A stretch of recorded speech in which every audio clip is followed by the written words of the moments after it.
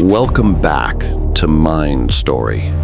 We have charted the rise of the Zodiac, the killer who named himself, controlled the narrative, and waged a psychological war against an entire city. What happens when the master puppeteer simply drops the strings? When the performance ends not with an arrest, but with an inexplicable silence. This is part 3, Echoes in the Dark. The long, cold silence of the Zodiac and the obsessive, decades-long hunt for a ghost that never truly went away. After the confirmed letters stopped in 1974, the terror that had gripped the Bay Area began to subside.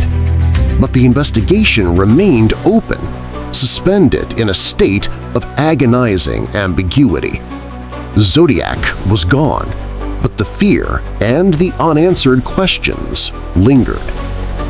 This is where criminal psychology offers its most compelling, if unsettling, theories: the phenomenon of criminal burnout. The Zodiac's methodology was complex. It required immense planning, media monitoring, and the constant stress of maintaining a double life. For a narcissist demanding perfection, the failure to be recognized while also having a high risk of capture becomes psychologically exhausting. The thrill was gone, replaced with debilitating paranoia. The simplest explanation is often the most profound. He either died or the weight of his own creation crushed his ability to continue the game. The risk simply stopped being worth the narcissistic reward. But a darker theory suggests he simply achieved his ultimate objective – immortality through infamy. He had successfully created a modern American myth.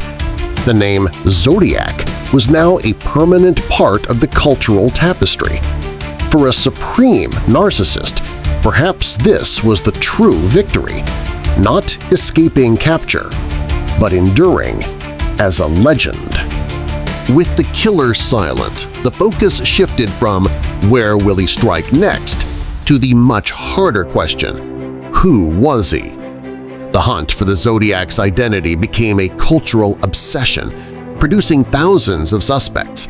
But one name rose above all others, becoming the most widely accepted public face of the phantom: Arthur Leigh Allen. The circumstantial evidence against Allen was chillingly specific. He was a convicted child molester who was obsessed with the Zodiac case. He owned the same model of typewriter used for some of the letters. He even told a friend his idea for a story was about hunting people and calling himself Zodiac. He wore a Zodiac brand wristwatch. The pattern was terrifyingly cohesive. He was the prime suspect for nearly 3 decades, even after his death in 1992. The investigators were certain they had their man. This intense focus on Allen highlights a psychological bias inherent in police work and media coverage: the need for closure. The human mind struggles with ambiguity. We desperately need a face, a name, a solution to end the fear. Allen was the perfect fit for the role of the disturbed killer. Yet the evidence remained frustratingly contradictory. The facts refused to neatly fit the narrative. The handwriting didn't match. His DNA, when finally tested against saliva samples from the letters, provided no definitive link. He passed a polygraph. Allen was a deeply disturbed, violent man, likely guilty of other heinous crimes. But was he the master manipulator?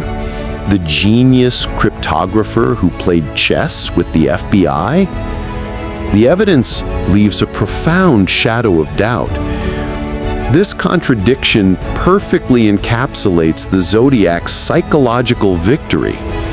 He left just enough evidence to ensure the hunt would continue forever, yet never enough to guarantee his capture. He rendered the investigation perpetually circular. But technology and obsession never sleep. The case remained cold, but the civilian sleuths were hard at work, obsessed with the legacy of the Cipher. The Zodiac's ultimate monument, the 340 Cipher, stood unbroken for over 51 years. The world's best cryptographers, the FBI, the NSA, all failed. It was his fortress of intellectual superiority. Then, in December of 2020, the fortress finally crumbled. It was cracked not by government agencies, but by a team of civilian codebreakers, David Orenchek, Sam Blake, and Jarl Van Ecke. Their combined effort, powered by software and sheer obsession, unlocked the mystery. The message? More of the same rambling ego. It offered no name, no final confession, no grand revelation.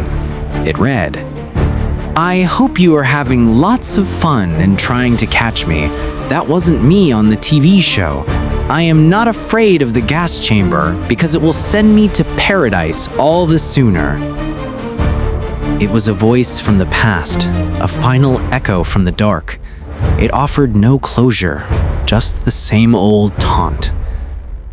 The psychological profile suggests this.